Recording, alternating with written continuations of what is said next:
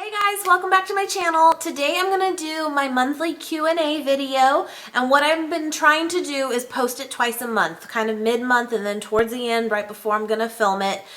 You know, ask me your questions over on Instagram, Facebook, Twitter. So I will link those below, and so follow me on there, guys, because that's kind of be the easiest way I think to kind of keep up to date with me, especially Instagram. That's kind of where I usually post kind of sneak peeks and what I've been posting for the day, that kind of thing.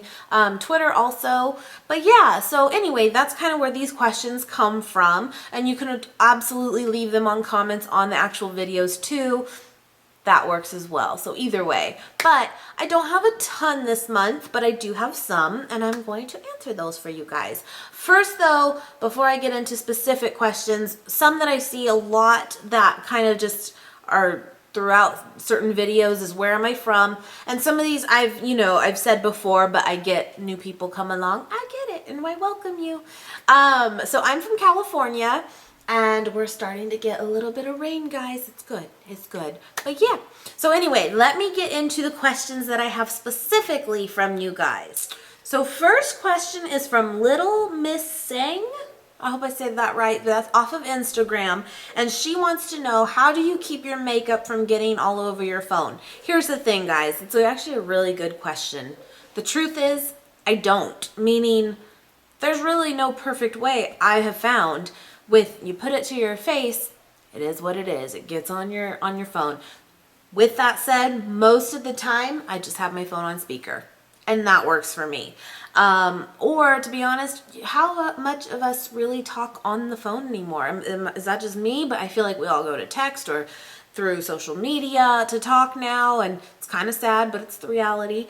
And so with that, I don't have a great answer, but keep kind of like a fiber, what do you call them, the fiber little cloths, like cleaning cloths for phones in general. Like leave one of those like in your purse, and so if you're out and about and that happens, you can at least wipe off your phone with that.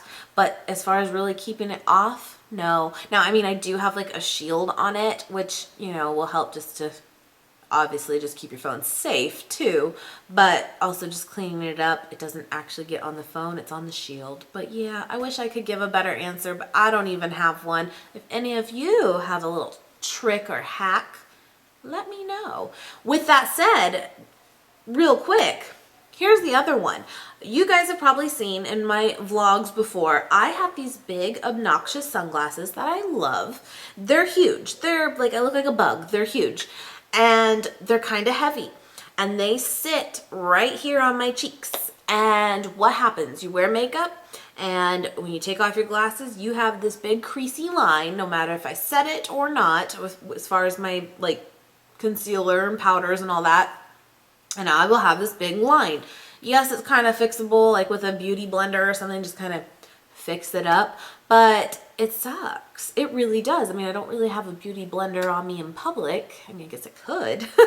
But do you guys know any like hacks with how to not make your sunglasses do that? Or am I just screwed because they're heavy? But I love them. So next question is from Mayra, and I hope I said that right. She asked me a few, and they're good questions. So first one, where does your husband work? I mentioned this in a vlog, I believe, and then recently I did post kind of our story of his work history, and I can link that below. But with that said, where he works now is he's a bank center manager for Bank of America. And it's been really good. It's been really a great job. He enjoys it a lot, and it's a nice schedule that's very consistent, and compared to where he was before, it's nice. It is very good. So yeah, that's what he's doing now. How does he feel about you doing YouTube and makeup videos and blogging? So he's actually been very supportive, completely supportive. And as far as like vlogging goes, like if he's ever on camera too, like he's totally fine with it. Nate is very much a computer nerd anyway. He always has been. So to be behind a camera, really for him, that it's something he's really done, but he's comfortable. He's way more comfortable than I even was starting. And I'm good now, but it took me time. Whereas for him, he's like, okay. And I'm like, wow. So he's good with it. As far as me putting myself out there and sharing some of our past stories and that kind of thing, he's really, again, he's really supportive with it. He knows that it's something that I really love. He thinks I do a good job with it, and he's all about it. He really is. He just wants me to do it because I want to do it, which is why I'm doing it, and not do it for any other reasons, it's just more for me. And yeah, he's completely on board, and I really appreciate that. So yeah. Why isn't your son in your vlogs? And great question. I have talked about it, but it has been a while I think since I have mentioned it, is, he's 5, and some of my vlogs recently, you might have heard him in the background, or I've referred to him being right there, that kind of thing. So I'm not even going to say I'm like super anal about it, But with that said, I just feel, and this could change, I'm not like making a stand or anything like that, but I just feel that being the age that he is, the internet is such a, it's a world, it's its own thing. And I think even adults sometimes can't handle it, and you should have the choice to put yourself out there or not. We all have the choice to go online, to go on Facebook, to go on YouTube, and to talk to people as freely as we want. And with that, when you put yourself out there, you're basically letting the criticisms possibly come to you as well. And I just think a 5-year-old does not have that capacity to understand what it all is. And so for me, it's just one of those, I don't want him to do it until he understands it. And then if he chooses to, great. So I'm not like against it. It's just at the age he is, I think he's too young, and it's not necessary. And people should have the right to decide whether they want to or not. So that's just kind of where I stand with it. But again, this does not even mean that people that do, that's fine. It really doesn't bother me. That's just where my personal stance is with it. I'm even very limited on what I post even on my personal Facebook page as far as he goes. But I have, and because it's a very private profile, but private, it's still the internet. It is what it is.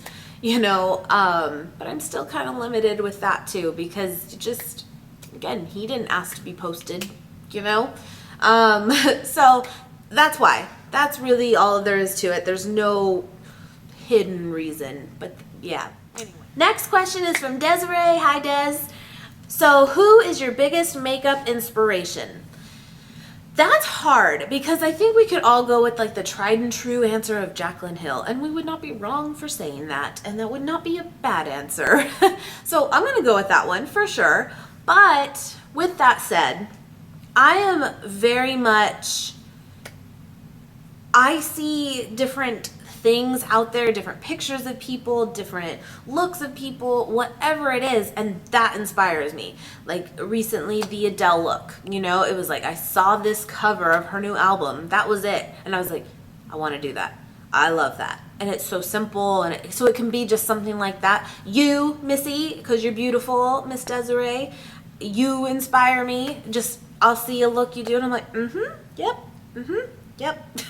So, I mean, maybe I'm a copycat, but to me, that's one of those, what is it? That imitation is the biggest form of flattery when you really think about it, So, I don't really have like truly this one person. It's more of just seeing a bunch of different people and seeing what they do with their makeup and anything, honestly, anything in life, whether it's fashion or clothes or whatever it is, like that's what inspires me, you know? I just see it and I'm like, yep, I want to recreate it. Or I see it and I want to do it, but I want to do it this way or whatever it is. So yeah, I don't have like a true, tried and true, but you're not in bad hands if you do just pick Jaclyn Hill for everything. Yep. What's one product you can't live without? It's so hard. It's so hard. It was similar to the question Andrew asked me last month of like if I was on a deserted island, what would be like the one item? It's so hard. Mascara.